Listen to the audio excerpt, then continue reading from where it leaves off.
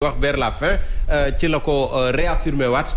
pour lan. Moi je l'appelle la course contre la montre. C'est-à-dire que ñoom waroon nañ ko mun a entamer depuis belle lurette mais il y a eu des périodes de dormance bu ñu fàtte ne que tamit ne que Macky Sall c'est l'élève de Abdoulaye Wade. Donc à chaque fois qu'il avait un premier ministre mais du yàgg il s'était parti de lui. Donc ce qui fait que il y avait des problèmes qui se posent. Parce que un ministre boo xam ne on vient tout juste de l'élire il ne fait même pas par exemple 2 ou 3 ans le temps un peu de pouvoir piocher et de comprendre les choses ñu génne ko indi keneen. Tu as vu ce qui est arrivé avec Amadou Ba. On l'a enlevé mais à partir d'un certain moment on l'a fait revenir dans le giron. Donc c'est ce qui veut dire que en réalité même derrière Amadou Ba il y aura Macky Sall. Parce que même il disait tout à l'heure juste avant la fin avant que ñuy pare première édition bi mais il disait ne que je vais concerter le président de la République il va me donner la liste que je vais maintenant donner aux Sénégalais. Donc ça veut dire ne que derrière tout ce qu'il fera il y aura toujours Macky Sall. Mais en réalité je ne sais pas si le président aura par exemple l'élégance de pouvoir le laisser travailler comme il faut. Su dee da ko bàyyi mu liggéey normalement j'en suis sûr ne que peut-être qu'il y aura des avancées. Mais su dee par exemple dafa nekk ci ginnaaw di ko dicter pour mu jàdd fii à gauche et à droite donc ça va être catastrophique parce que à un certain moment il ne saura pas quoi faire parce que quand on nomme quelqu'un on le laisse travailler et on l'encourage. Mais est-ce que le président aura cette largesse que de pouvoir laisser Amadou Ba travailler comme il faut? Parce que c'est des obstacles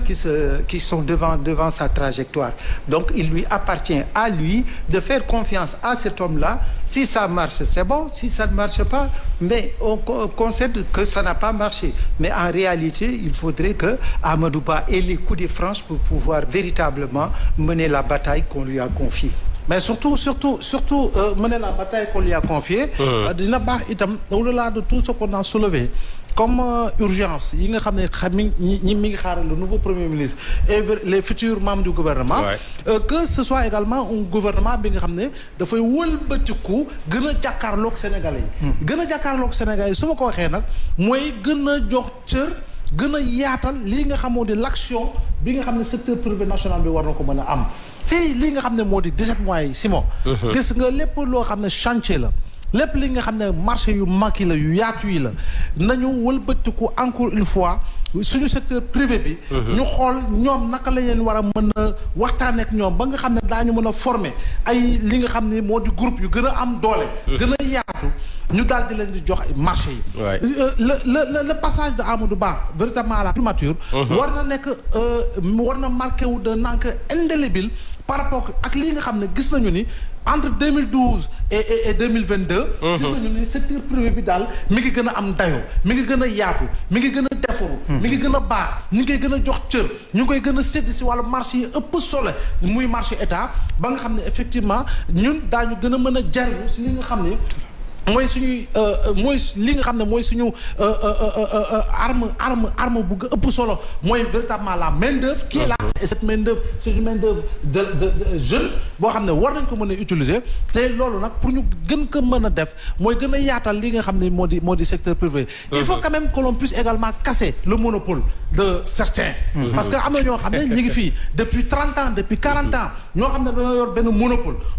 boobu ñu yor c'est eux qui déterminent la loi sur le marché.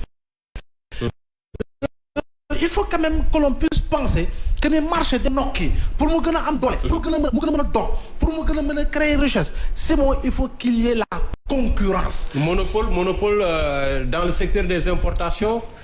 Dans le secteur de la pêche. Même dans le secteur de la pêche. C'est secteur de développement yi bokk. lépp li nga xam ne jënd ak jaay la. diggante primaire bi ak secondaire bi li nga xam ne jënd ak jaay la. moo xam ne la ñuy exploiter ak la ñuy transformer ak ki nga xam ne andi na mbir teg ko fi. war ko moom kese war am droit mën a jaay parce que boo waxee par exemple si yenn ñun ak jaay tey nii commerçant yenn yi boo ñu bëggee importer par exemple suukar il faut ñu am li nga xam ne moo di DIPA boobu nag ñu koy waxetee moo leen di permettre amaana ak nañ koy joxee selon le département du commerce xool ñu defee néew man lu fi nekk baaxul waaye baax na itam mu am koo xam ne jàkkaarloo la am ñu sóoraale yëfi tas parce que boo xoolee dans les pays développés même lii nga xam ne moo di courant ba nañ koy joxe da ngay gis ay société la yoo xam ne ku si nekk mi ngi taxaw am lu mu lay proposé parce que wujjee boobu mooy indi dynamisme mooy neexal yëf yi mooy gën a dundal yëf yi boo xoolee ndox mi monopole bi kañ ko jox ak yu demee noonu souvent di nga gis yeneen dëkk yi ndox ba nañ koy joxee dina am ñu bari ñoo xam ne comme niñ koy gisee aujourd'hui dans le secteur des télécommunications on pouvait permettre à la Sonatel d'avoir à elle seule le monopole mais aujourd'hui xoolal nu mu amee concurrence est-ce que répercuté wul des fois si li nga xam ne mooy yow mi consommateur bi léeg-léeg nga toog ñu ne le message ne la promotion fii selon opérateur bi nga nekk tey 800% la tey 1500% la boo yónnee nangam amaana mën nga gagné fukki junni wala téeméeri junni xam nga lu tax parce que dafa am concurrence ba fi kenn nekkee dong da ngay gis ni pour nga yónnee li nga xam ne moo di message ñeenti dërëm nga daan fay toll na niveau boo xam ne pour nga woote crédit bi da nga koy ñabal parce que en réalité da nga naan bu jeexee problème la mais aujourd'hui tout est possible da ngay dugal loo xam ne ni ñaata minutes nga siy am ñaata nangam donc concurrence dafa baax de ce point de vue là ñi ngi xaar dëgg nag le premier ministre Amadou Ba on attend également le prochain gouvernement véritablement de réserver une place véritablement entière au secteur privé national ba nga xam ne Sénégal daañu si gën a mën a gis seen bopp par rapport véritablement au chantier de l'État yi nga xam ne ay milliards et milliards et milliards la waaye tamit la commande publique je artisanat bi dafa yaatu yàlla ñi nga xam ne si céramique la liggéey secteur artisanat bi yaatu na comment véritablement entre le secteur de l'artisanat et le secteur du tourisme pour que mu nekk un secteur de l'artisanat et du tourisme et même culturel fort ba nga xam ne sénégalais bi un artisanat attractif mais loolu nag dafay am une combinaison il faut qu'il y ait cette interconnexion forte parce que ay secteurs yoo xam ne dafa am fu ñuy daje donc loolu yëpp jàpp naa ne nag oo ma si xam-xam ñu ma si ëpp xam-xam rek fi nekk mais itam il faut ñu liggéey loolu si loolu yëpp parce que secteur artisanat Simon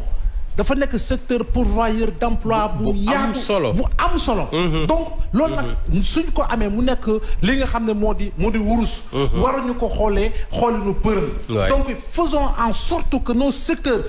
qui sont des secteurs d'or puisse véritablement être mué en secteur de diamant parce que en réalité attractivité bañ fay créer amaana maak yow suñu mbokk yu nekk village ba yu nekk Thiès nekk Ndar nekk feneen ak feneen daañu sentir ni effectivement il y a des avancées notoires par rapport ak li nga xam ne mooy création et créativité jëm si wàllu liggéey surtout liggéey ndaw ñi même dans le secteur de la pêche soo xoolee il y a le monopole parce que pêche bi tam il y a le monopole avec les grands pêcheurs yi nga xam ne ñoo fi nekk ils ont accaparé gaalu looco yi ak yeneen yu mag yi exactement les gros poissons ak yooyu dañ koy jël ils amènent ça à l'extérieur alors que nous qui sommes ici ñu am géej am lépp pour avoir du bon poisson c'est tout à fait un problème ce sont les pélagies les petits poissons qu'on nous donne et puis maintenant les gros poissons ñu jël ko ñu yóbbu ko donc il y a un monopole qui est là et ils sont jusqu'ici depuis plus de 25 ans ils sont là xam nga ils le disent jamais certes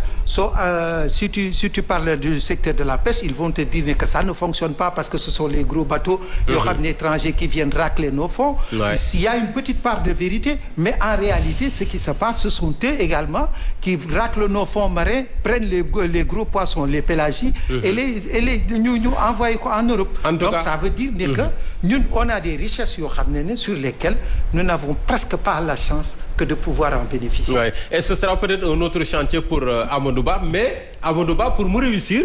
il faut également mu am ñu koy ciy dimbali parce que un capitaine dans une équipe c'est également d'autres joueurs et c'est un jeu collectif donc ce prochain gouvernement bi ñëw Amadou Ba bu naree réussir dépendra également de ces hommes-là est-ce qu'il aura les hommes qu'il faut ñan lay doon on verra peut-être tout à l'heure fii ak 18h comme heure boobu la ñu joxe ñu xam ñan ñoo ci nekk mais il faudra également qu'ils soient des gens capables yoo xam ne mën nañu am ci ñoom yaakaar. Tout à fait. Voilà et dans tous les secteurs Léopold. Parce qu'un homme seul c'est pas possible. C'est pas possible.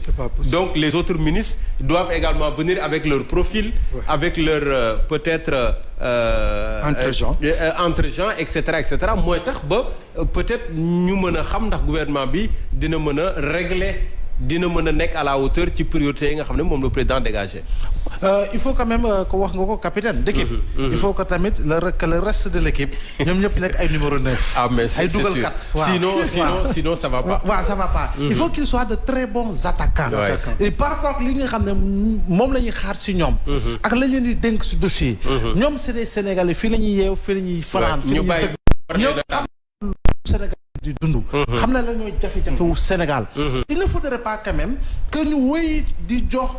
ministre bi. li nga xam ne amaana ñi ngi ko donnoo si li nga xam ne moo di Colomba Colomba na mu doon taxawee chef de canton ba nañ ko daan gisee ak nañ ko daan defee defe naa ni les choses doivent évoluer évoluer dans un sens où le ministre encore est beaucoup plus proche véritablement des populations par rapport ak li nga xam ne mooy secteur d'activité bi nga xam ne dénk nañ ko département bañ ko dénk bu mu fàtte ni dafay jaar Assemblée nationale défendre budget député yi xool budget bi jox ko ab budget donc